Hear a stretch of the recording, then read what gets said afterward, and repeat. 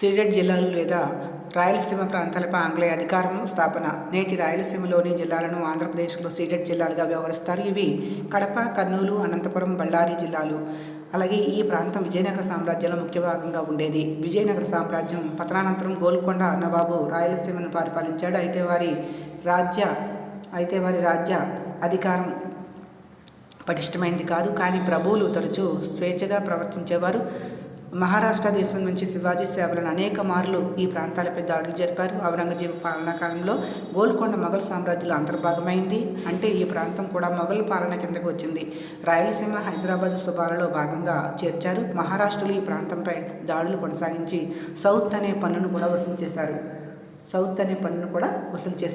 మొఘలు పాలన ఈ ప్రాంతంలో చాలా వరకు కూడా నామమాత్రంగానే ఉండిపోయింది.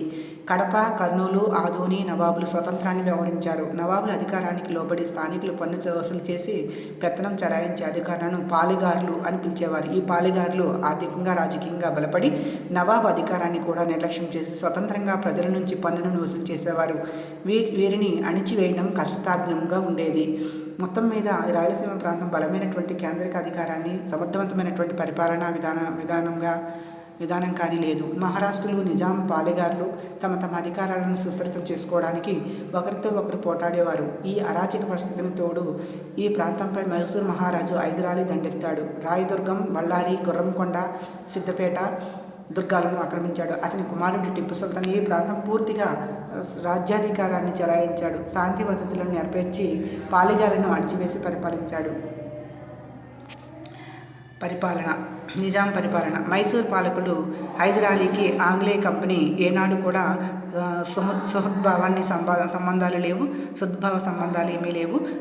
హైదరాలీ భారతదేశంలో ఆంగ్లేయులు రాజకీయ చర్యలను నిరసించగా ఆంగ్లేయ కంపెనీ హైదరాలీ పూర్తి స్వతంత్ర వైఖరిని సహించలేకపోయింది. వ్యవసాయ పర్యవస్థానంగా ఆంగ్లో మైసూర్ యుద్ధాలు జరిగాయి. 1784 మంగళూరు సంధి తర్వాత టిప్పు సుల్తాన్ బ్రిటిష్ వారితో మరో యుద్ధం తప్పదని భావించి తిరువనక్కూరుపై దాడి చేశాడు. అప్పటికే ఆంగ్లేయ గవర్నర్ జనరల్ కార్న్వాలిస్ నిజాం, మహారాష్ట్రాలతో సంధి చేసుకుని టిప్పు సుల్తాన్పై యుద్ధాన్ని ప్రకటించాడు. మూడవ ఆంగ్లో మైసూర్ యుద్ధంలో టిప్పు పరాజితుడు కాగా క్రీస్తు 1792లో శ్రీరంగపట్నం సంధి జరిగింది. ఈ సంధి షరతులను అనుసరించి గుర్రంకొండ, గండికోట, ఖమ్మం, బళ్ళారి ప్రాంతాలు నిజాం అధీనమయ్యాయి.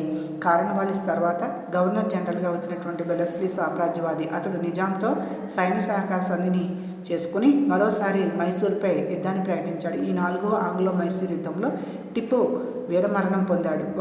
ఈసారి నిజాం తన భూభాగాన్ని గుత్తి, చింతల్దుర్గ్ అలాగే నందిదుర్గ్, కొలారు ప్రాంతాలను సంగ్రహించాడు. 3వ, 4వ మైసూర్ యుద్ధంలో ఫలితంగా రాయలసీమలోని అత్యధిక భూభాగం నిజాం పాలన కిందకు వచ్చింది. ఆంగ్లేయ ఆక్రమణ, సైన్య సహకార పద్ధతిని వెలెస్లీ అనేక స్వదేశీ రాజ్యాలలో ప్రవేశపెట్టాడు. సైన్య సహకార పద్ధతి ప్రకారం ఆంగ్లేయులతో సంధి చేసుకుని ప్రతి స్వదేశీ ప్రభు ఆంగ్లేయ సార్వభౌమాధికారాన్ని గుర్తించాలి. అంతేకాకుండా కొంత బ్రిటిష్ సైన్యాన్ని తమ ప్రాంతంలో నిలుపుకోవాలి. ఈ బ్రిటిష్ సైన్యాన్ని అయ్యే ఖర్చు స్థానిక రాజులు చెల్లించాలి. ఈ ఖర్చు నిమిత్తమై కొంత భూభాగాన్ని ఆంగ్లేయులకు బదలాయించవచ్చును. అలాగే మహారాష్ట్రలో దాడులకు వెరచిన నిజాం వెలెస్లీ ప్రవేశపెట్టిన సైన్య సహకార పద్ధతి అంగీకరించి క్రీస్తు 1798లో సంధి చేసుకున్నాడు. ఈ పద్ధతిని అంగీకరించినటువంటి ప్రప్రథమ స్వదేశీ రాజు నిజాం అలీఖాన్ ఆంగ్లేయ కంపెనీకి చెందినటువంటి 6 సైనిక పట్టణాలను స్వీకరించి వాటి ఖర్చు భరించడానికి అంగీకరించాడు. అంతేకాకుండా తన కొలువులో ఉన్నటువంటి ఫ్రెంచ్ వారి ప్రాబల్యాన్ని తొలగించడానికి వాగ్దానం చేశాడు. క్రీస్తు 1800 సంవత్సరంలో నిజాం ఆంగ్లేయులతో మరొక కొత్త ఒడంబడిక చేసుకున్నాడు. దీని ప్రకారం ఆంగ్లేయులు సైనిక పట్టణాలను ఖర్చు నిమిత్తం కడప, కర్నూలు, బళ్ళారి, అనంతపురం ప్రాంతాలను ఆంగ్లేయులకు దత్తత చేశాడు. కాబట్టి ఈ జిల్లాలను దత్త మండలాలుగా లేదా సీడెడ్ జిల్లాలుగా వ్యవహరిస్తారు. ఈ జిల్లాలు పూర్తిగా ఆంగ్లేయ కంపెనీ పాలన కిందకి వచ్చాయి. ఈ ప్రాంతం దత్తత చేయటం ఉచితం. దీనివల్ల నిజాం ఆంగ్లేయులు మైత్రి శాశ్వతం కాగలదని వెలెస్లీ వ్యాఖ్యానించాడు.